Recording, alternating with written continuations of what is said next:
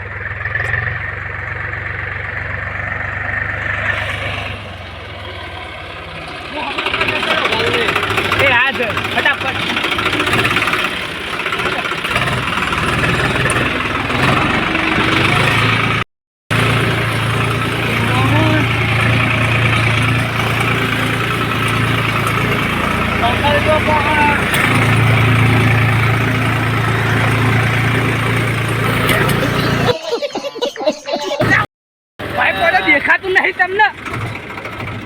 ખાલી પકડી રાખજો. પકડવું વાગે હે. હા પકડી દેજો. આ જવા દે હેડો. તમે બ્રેક તો કરી લાઈમ આપી.